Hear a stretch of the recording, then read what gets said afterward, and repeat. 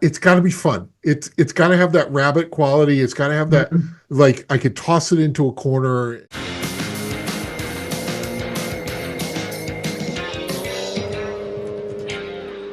Welcome back to Car-Pinionated, our weekly show on cars, the car industry, and driving in general. I'm Doug Stewart, and this is my friend Glenn Packman, who is an automotive expert, and a interior designer and a real estate appraiser and an improv comedian, because he's multi-talented. Um, Glenn, you and I have both owned fun small cars, We have. and we look back on them fondly. Mhm. So the question that I want to take on this week is, what makes a good, inexpensive car? Great question. And one that seems to be becoming less and less pertinent each day, or maybe it's going to become pertinent again now that things are getting so expensive. Mhm. Uh, for me, and I love small cars. Anybody who's watching this knows that big cars don't resonate with me as much as a good small car does. And I've owned plenty of small cars. And I think the number one thing about a good small car, uh, and generally speaking, that means a good, inexpensive small car, is that it doesn't necessarily feel like you've sacrificed everything. Um, the Car and Driver magazine in specific has a great example, a great phrase for these little cars where they're so cheap they're punishing, and they've called them penalty boxes Mhm. for years. And I think the success of a good small car is that it doesn't feel like a penalty box. I'm gonna give you an example of one going all the way back to the late 70s, early 80s, and that was the Volkswagen Rabbit, aka Golf. I think was the first real economy car that registered in a much higher way because it was it didn't feel excessively cheap. It felt sturdy but light. It handled exceptionally well, and it attracted a whole different group and developed a different cachet because of that. And I remember, way back when, people would never, ever, ever consider an economy car or parking the Rabbit in their garage because it was all those things. And suddenly it was like, oh, well, it was the cool, cheap car to own. And that when you can land on that, I think you've accomplished so much. And we've had some terrific inexpensive cars over the years and some complete disasters too. I mean, when in that same time frame when Ford's counter to the Rabbit was the Ford Pinto, there's the opposite end of the spectrum, you Mhm. know. Um, I'm sure there are going to be people out there say, "Hey, don't cack on the Pinto." No, we should cack on the Pinto. The Pinto was just it. It wasn't a good handling car. You No, know, it was a car of its time. I It's a guess. car that a car that is very much, when you see it, you go, well, they have very American blinders on, Yaha. right? They took Yup. they took the LTD or the Torino or whatever it was, and we're going to use that same Hmm. basic blueprint, but just shrink it by, three quarters or Right. whatever. Right. It's going to be rear wheel drive. It's going to, it's blah, blah, blah, blah, blah. The Maverick the same way. I think the Maverick is much more successful vehicle than the Yeah. Pinto. Right. I think the Pinto was a sales success. Don't get me wrong, but I It but I was. think I think the Maverick is much more of an interesting vehicle than the Pinto was. Yeah. I would, Light years. yeah. The the sight lines were awful, and it felt like you were just in a cave. And then Mhm. you get in a Volkswagen Golf with that big, tall greenhouse and nice upright seating Mhm. and Mhm. steering that was nimble, and the car just felt alive and quick by comparison. How do you compare those two things? Yeah. It's no wonder that that one was held here and the other one is just kind of a joke car from years gone past. And I think one of the factors, I don't I'm not exactly defending the Pinto, but Mhm. but the if you look at the timeline, the Pinto gets developed 68, 69, 70. It comes out like Right, 70, right. 71. And then you have a totally different experience with the Rabbit, the Golf, you know, being, you know, the really late 60s, but coming out in 74, Yeah. right? And coming from a whole different, I mean, a European mindset of small front-wheel drive, lots of space inside, efficient, the things that were not part of the brief for the Pinto. Mhm. You know, Yeah. so there's a lot there. They I also so, go ahead. they spent a little money in that they brought in Giorgetto Giugiaro to do the design on the Rabbit. That was money well spent, you know. Mhm. And because the Rabbit, no, it wasn't everybody's taste, but the Rabbit certainly was ahead of its time design wise. You know, it was a simple design, but you know, it's not, it doesn't, it doesn't take a rocket scientist to see that everyone started ripping off the Rabbit after that. You know, the Ford Fiesta is almost hard to discern from the Rabbit. That being said, the Fiesta was a really good little car, you know. They lifted the right things in doing that. And of course that was another, it was Ford of Germany that made that. So, you know, they were making them right next door, so it was easily done. But like even stuff like the Mitsubishi products that got marketed here is the Dodge Colt and the Plymouth Champ, you know, also really had the Rabbit in their sights. The Dodge Omni and what was the Plymouth? The Horizon. Horizon. The Yeah. Horizon. Right. I mean, they looked exactly like the, you know, the Rabbit for the same thing. So I'm dwelling on that a little bit because in my mind, that was a classic example of the good car that went above and beyond. I think the issue was that cars have just become better over the years, and most cars are at least good, you know. Mhm. And it's harder to catch people's attention with that good small car.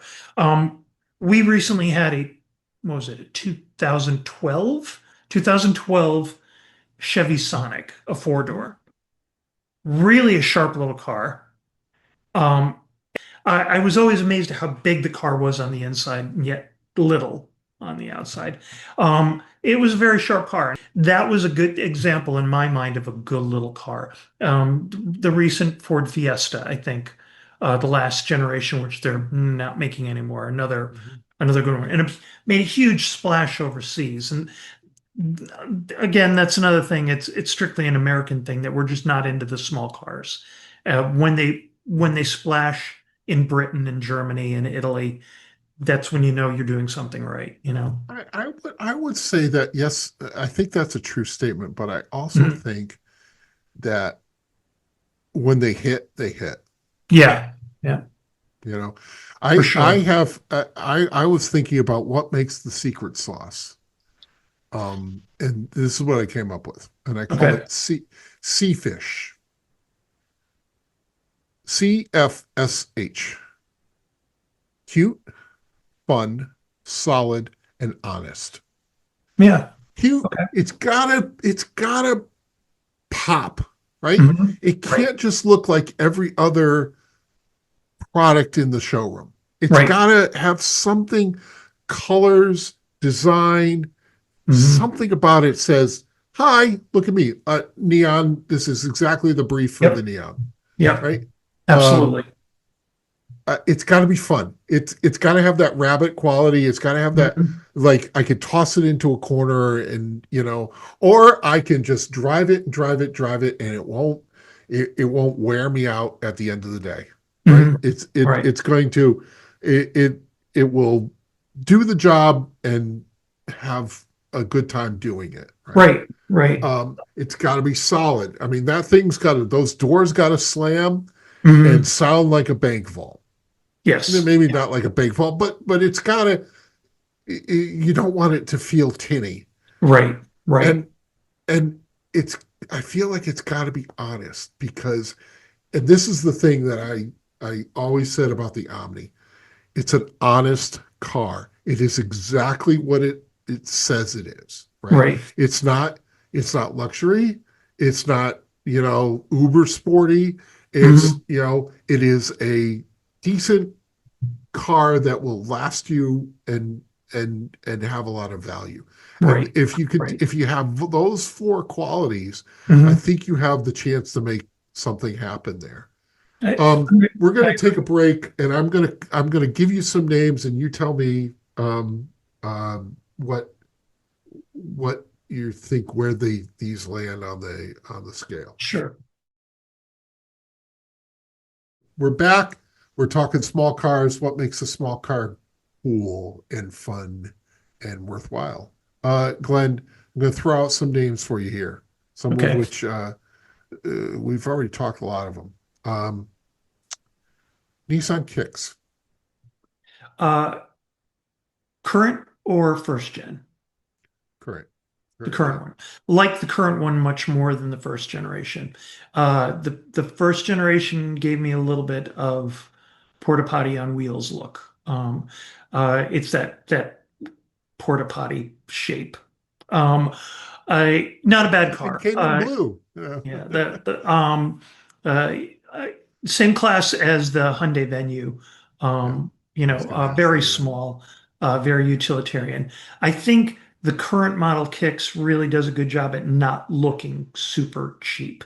Whenever I see them out on the road, it's still a small car, but they don't. They read small SUV, and I don't even know if you can get the all-wheel drive in I them, don't think but so. I don't think so. No. And maybe that's okay because it's supposed to be inexpensive. But I'm going to say that lately Nissan has done a good job at selling a small car that at least on the outside doesn't shriek cheap. I thought that the outgoing Versa in its last couple years really looked kind of sharp, and the Versa was a car that missed a lot. Okay. Um, I The earlier generations were like, ooh, Yeah, yeah. yeah. Um, they came out with, it's funny, we had a rental of the very first Nissan Versa. I remember it was just in the TV show Heroes. That was the Versa that we drove. Because I remember the character saying, "No, we need a Versa and it needs to be blue." And it's Yeah, because they were trying to fulfill a prophecy of some kind in the show. yeah. We had almost that exact car, and it really wasn't that bad. And then they came out with the Versa Note, which was like, okay, so we're going to take a cheap car and make it even cheaper. And boy, Decontented. what a hunk of junk. Yeah, yeah, Sorry, Nissan. Just yeah, cheesy. You mentioned the ka-thunk of the door. yeah. On the Nissan Versa Note, it went kap when you shut the door. It was like taking two baking pans and smacking them together. It just, no, no, and that's where you miss. That's where you Yeah, miss. So the Kicks doesn't come across that way at all. So I'm going to give the Kicks like 7 out of 10 okay, on the Pac-Man scale. okay. The tracks, the Chevy tracks.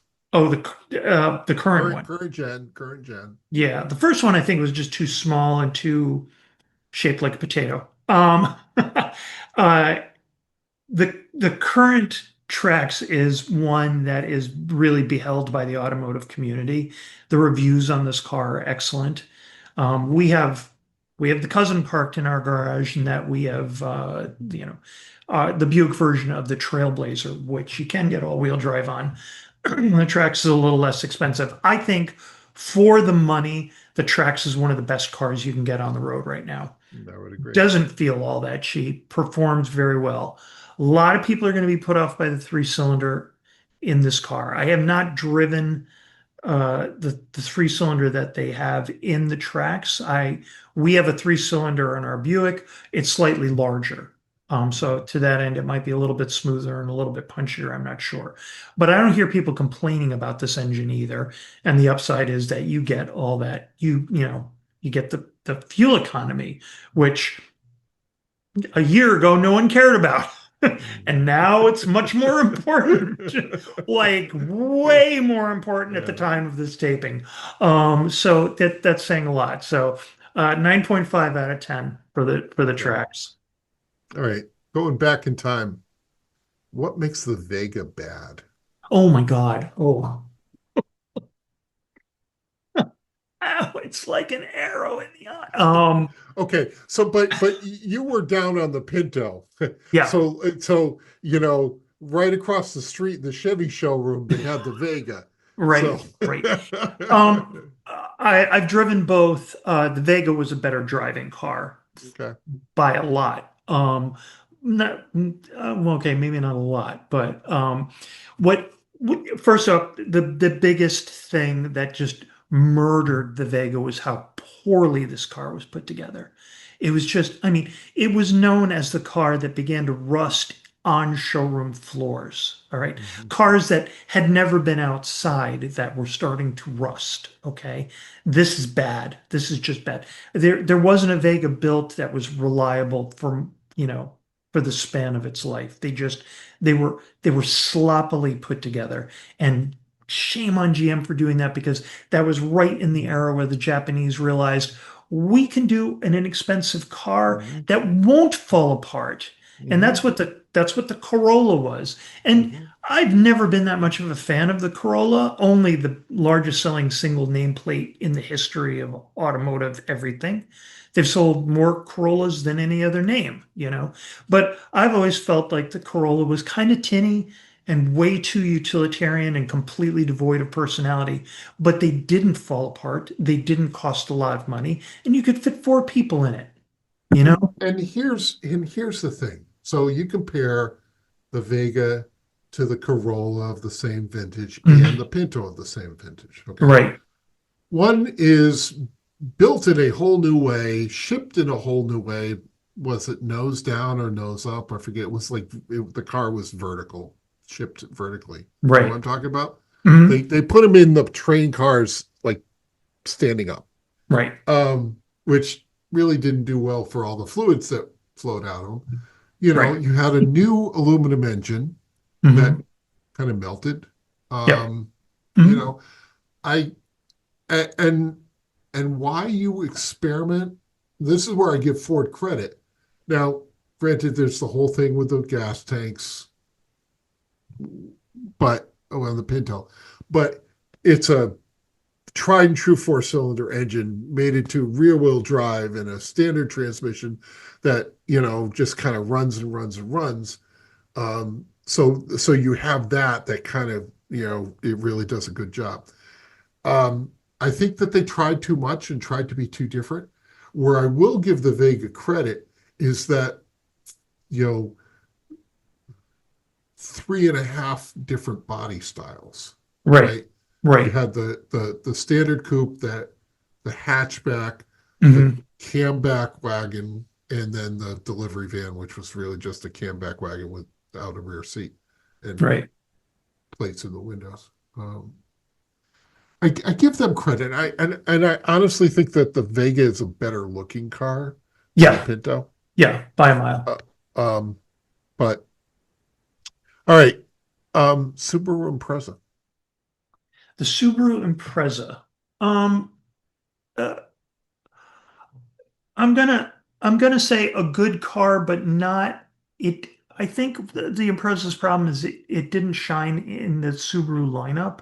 I just always felt like there was a better Subaru to buy. I'm glad that they recognized that the Impreza was a great base car for them to do, the WRX. And I think that was where that was the success behind the Impreza. But the base Impreza just didn't impress. I always thought it was ironic that the name sounds like impressive, and it really Yeah. wasn't. It got lost in the WRX shadow, I think. Not a bad car, not a bad car, but it didn't.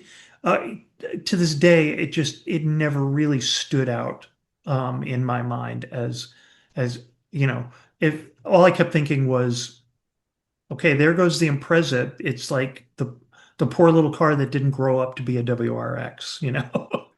Well, and I think you not only the WRX but the Crosstrek. Yeah, yeah, absolutely. And the Crosstrek just seems 10 times more successful than the Impreza ever did. Yes. It Yeah. just it hit what people were looking for at that point in time too. So I've always felt a little sad for the Impreza. Like it deserved more credit than it got. And then I realized, Yeah.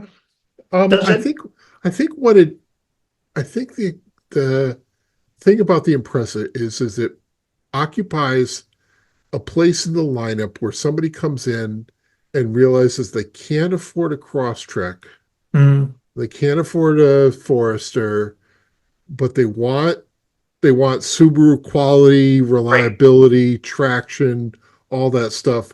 Hey, look at this one. right, right. And being a foundation in the showroom, not a Mm, bad thing. right, I right. don't think any Subaru is an attractive car, with the exception of the BRZ. But I did like your generation of the Forester an awful lot. I probably had one of the last nice looking Subarus, Yeah, to yeah. be honest with you. It seems like Subaru just doesn't seem to want to care about really being attractive. They want to make Subarus and have them be rugged and whatnot. So, Mhm. Yeah. yeah, And if that's their goal, they're they're winning. right. Absolutely. We have friends that have a brand new Outback and they absolutely love it. They Mhm. love their car. I don't find it particularly all that beautiful, but they just are enamored with this car, and that's Subaru owners. So, Yep. and good on Subaru for keeping the loyalty going. Absolutely. That, it's easy to lose customers nowadays, and Subaru seems to retain theirs. Mhm. So, good on them. PT Cruiser. Okay. Here's the deal about the PT Cruiser. There's so many people that just, oh my God, the PT Cruiser, the PT loser, the PT snoozer, and I've seen this car land on so many like 10 worst cars ever made list. Completely and totally unfair. Now, Mhm. not not the most dynamic car in the world, certainly underpowered, I'm gonna say. Steering was okay, but it was inexpensive. It utilized the space really well. I Mhm. mean, you could pack a lot into it. For a little car, the amount of utility that you got out of the PT Cruiser was pretty tremendous. And the styling, I mean, that is up to you. I thought it was kind of cool of them to try and grasp the old Woody styling, Mhm. from the 50s. There certainly wasn't another car like it on the road.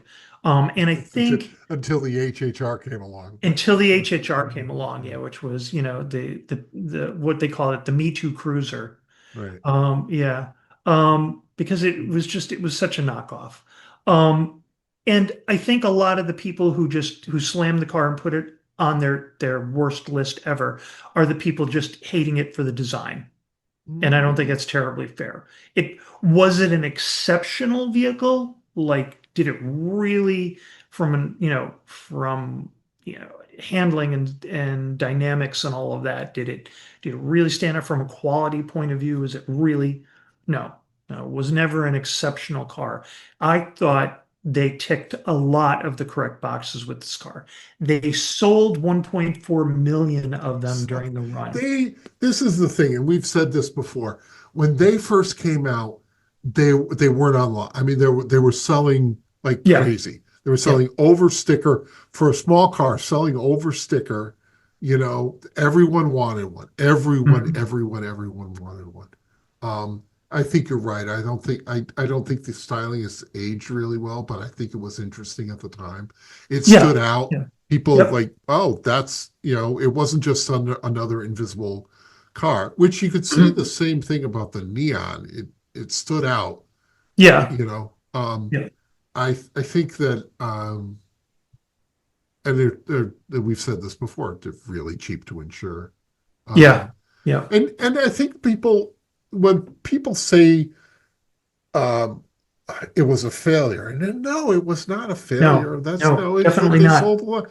It's the same thing when they Mhm. say a Pinto's a failure. No, a Pinto was Right. not a failure. It was Right. they sold tons of them. Yes. Yeah. Um, I'm going to but say the Pinto is closer to being a failure just because from that dynamic and the way that it was put together and the uh, driving, as it as was a car, it wasn't. It was It was abysmal. nothing. It Yeah. was, you're kind of, It's a polarizing car. And for the people that hate it, I wish they wouldn't put it down. Now, the yeah. irony here is I'm going to do a relationship to a current vehicle, and that's the Cybertruck. And a lot of people could say, okay, Glenn, we've seen you hate on the Cybertruck. And it's like, yeah, you have. But it's a different ball of wax. I think the big problem is that the Cybertruck is so massively overpriced that it deserves a lot more of the criticism that gets heaped on it. The PT It's Cruiser also, was not an expensive vehicle, you yeah, know? also So, the sales figures would bear out that. yeah, yeah.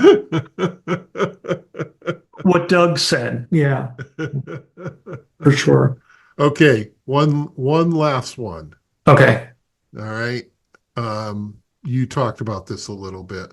Um, the Sentra. The Nissan Sentra. Mhm. Um, they've had good Sentras and bad, I think is the answer to that. Some of the generations of the Sentra were really outstanding, and some of them were not. Um, I'm going to go back to like Sentra, like 1991 when they came out with the Sentra SCR. That Mhm. just all of the critics were just, fawning over this vehicle as being the poor man's BMW, you know. Mhm. And I drove one back then, and they were not wrong. It was just fast and light, and just so much engineering went into that car. You could feel it. Mhm. Um, uh, and to that end, I think, some of the generations of the Sentra have done well, being that everyman's car. I think the issue is that the everyman car has changed so Sure. drastically since the 90s, and the Sentra in its focus hasn't. And I think that's where it's gone by the wayside. So the current one's nice enough. I Yeah, will. and I think see when I was thinking about my little sea fish, um, cute, fun, solid, honest, the Sentra, almost every generation of the Sentra has ticked those boxes. Mhm. You know, maybe not, rabbit level handling, golf level handling, but Mhm. certainly nothing to be ashamed of. I All right. think my brother Dave uh, had one for a long time. And they moved, they bought it here in Connecticut and then they moved to New Mexico and then they moved to South Carolina and then they moved to Hawaii and they had it all that time. Mhm. The only reason they got rid of it is because somebody plowed into it, Yeah. and Right. my friend Joe, first new car that he bought was a Sentra, and still to Yeah. this day has an inordinate amount of affection for that Sure. car. But Sure. anyway, Absolutely. all Absolutely. right, we're gonna land the plane here. Fun to talk about this. I think it's a Yeah. really interesting, and people have lots of emotions around it. But all right, we will remember that you can watch old episodes on YouTube. And with that, we will see you next time.